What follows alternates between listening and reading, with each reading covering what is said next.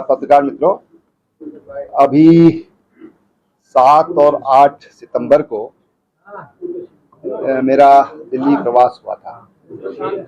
माननीय राष्ट्रीय अध्यक्ष जी को और माननीय प्रधानमंत्री जी को मैं मिला और काफी समय उन्होंने मुझे दिया और तमाम विषयों पर उनसे बातचीत हुई।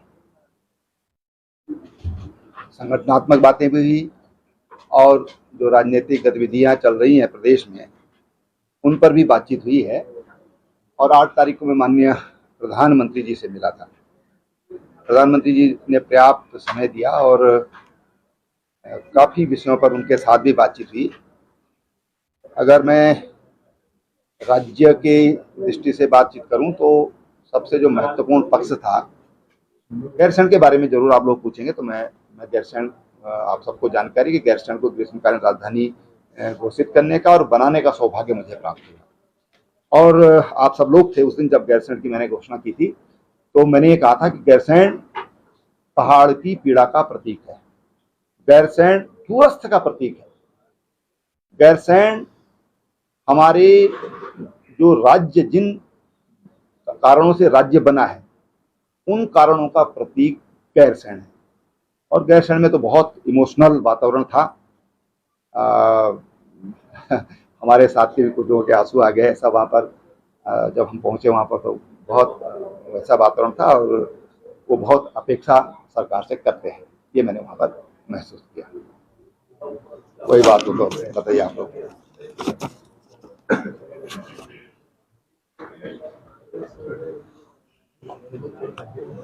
आपने दौरा है तो हम आगामी 2024 से जोड़ कर देखें।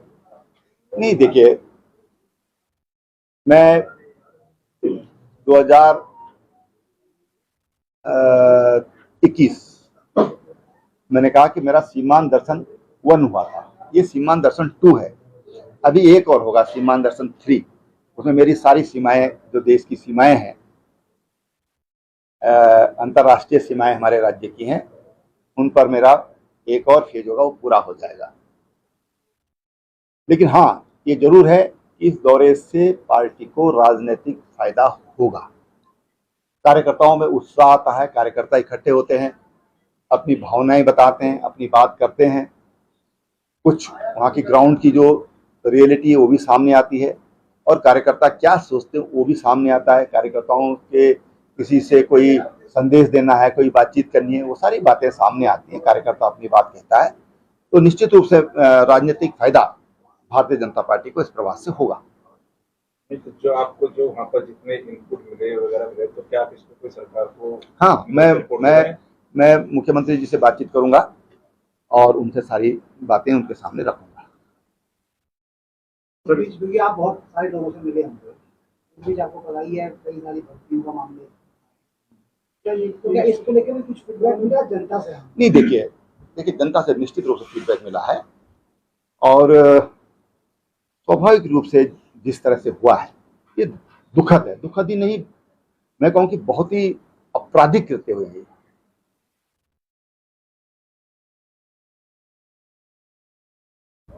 नौजवान आखिर जब एक में धांधली, दूसरे में धांधली, तीसरे में धांधली आएगी तो हमारी नई पीढ़ी किस पे विश्वास करेगी?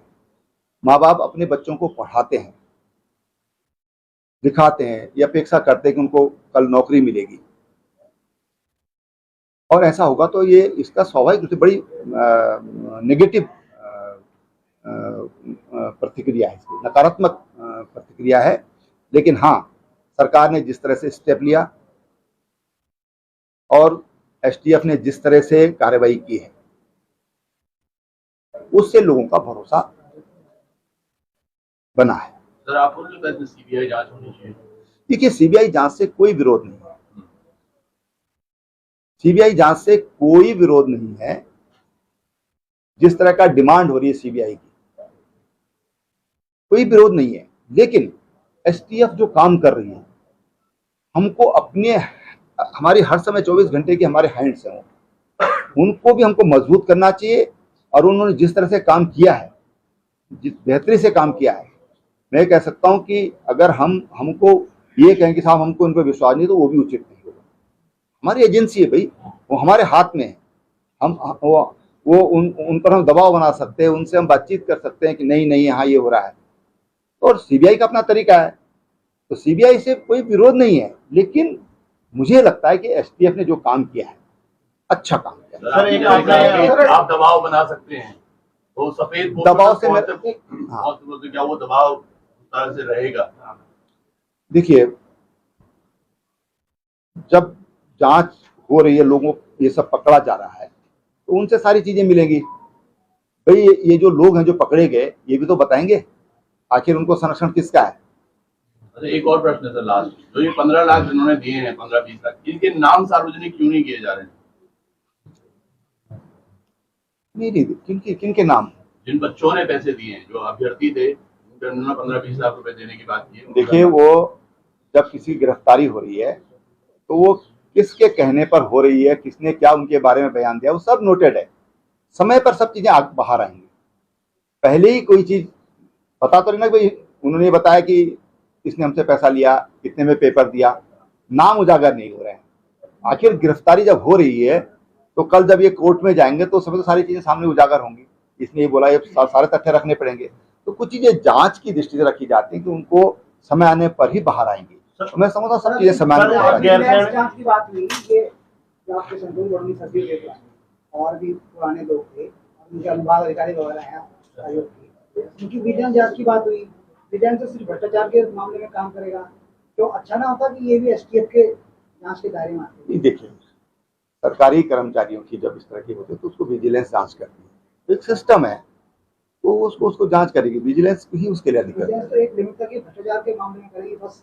नहीं तो अगर माना और चीजें कुछ उसमें होंगी तो वो रेफर कर देंगे। सर, आप गैरसैंण की बात कर रहे थे, आपने गैरसैंण में जब आपका संवाद हुआ वहाँ पे, तो आपने एक बात भी कही कि भाई जब प्रजा जागती रहेगी तो राजा भी जागेगा। तो उस बयान को किस तरह से देखा जाए सर? क्योंकि उसको देखिए, ऐसा देखें ना, एक कहावत है कि जब तक बेटा रोता नहीं है माँ भी दूध नहीं देती। तो इसका मतलब ये नहीं कि माँ बेटे की दुश्मन हो गई है, दुश्मन नहीं है उसकी, लेकिन एक मानवीय स्वभाव है ना, एक स्वभाव है। हम जब किसी से कोई चीज बोलेंगे नहीं तो कैसे होगा। गैरसैंण ग्रीष्मकालीन राजधानी घोषित हुई है, तो मैं लगातार ये बात कही है कि इसके लिए एक कैलेंडर बनना चाहिए कि भाई इन महीनों में यहाँ पर विधानसभा का सत्र चलेगा, और उस हिसाब से वहाँ पर सत्र चलना चाहिए। वहाँ पर इतनी भर्तियां भी गैरसैंण के नाम पर हो गई हैं, तो क्यों नहीं वहाँ पर सत्र चलना चाहिए। तो लोग मना नहीं होता कभी, किसी कारण से इस बार थोड़ा ये था कि भाई यात्रा की वजह से थोड़ा व्यवस्था में दिक्कत हो रही है, तो पहले से उसके लिए व्यवस्था बनाई जाए। पहले से उसके लिए व्यवस्था बन जाएगी, क्योंकि सरकार उसी समय बनी थी, वो एक व्यवहारिक दिक्कत भी थी, लेकिन अब आगे से अगर उसके लिए कैलेंडर बन जाए तो वहाँ पर होगा। और बाकी जनता है तो जनता अपनी आवाज उठाए, अगर नहीं है तो आवाज उठाना चाहिए, मेरा मतलब ये।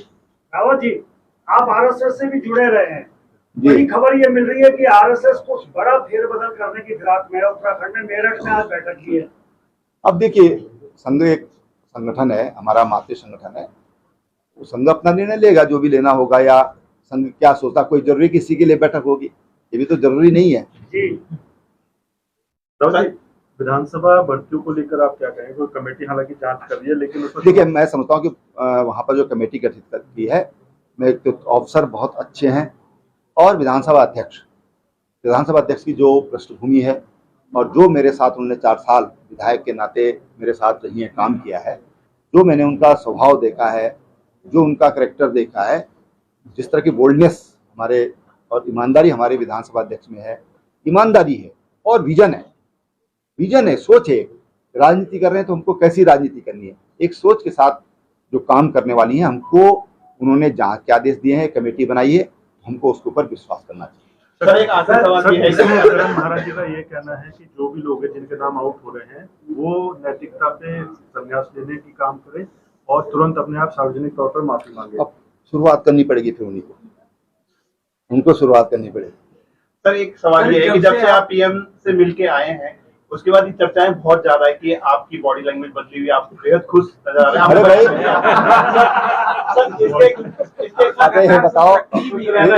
ये बताओ, मैं अब देखो भैया, अच्छी बात है अगर 19,000 साढ़े 19,000 फीट करके मेरे चेहरे पे चमक है, कुछ लोगों के खाल जल गई, किसी का कुछ हो गया, किसी को चोट लग गई। सर सवाल मैं ये है अगर कि- ठीक हो, चमक तो होनी चाहिए, हिमालय का कुछ असर होना चाहिए उस ग्लेशियर्स का मेरे चेहरे पे। सर कोई टास्क पीएम सर ने कुछ ऐसा आपको दिया या कुछ इस तरह की कोई बात हुई है या कुछ इस तरह की कोई? पीएम साहब बहुत खुश है हमसे। अच्छा सर, एक प्रश्न और पूछो सर, एक प्रश्न लास्ट जी। सर, बाढ़ की पीड़ा को लेकर रहते हैं। आपने बोला कि वहां पर आप बड़े खुश हुए थे ग्लेशियर्स के बीच में एक हॉस्पिटल में एक ही डॉक्टर थी, वो भी महिला। हमारे तमाम गाँव में सर कई जगह डॉक्टर के अस्पताल तक नहीं है। मैं आपको बताऊं मैं, आप अपना पूरा ज्ञान बढ़ाइए।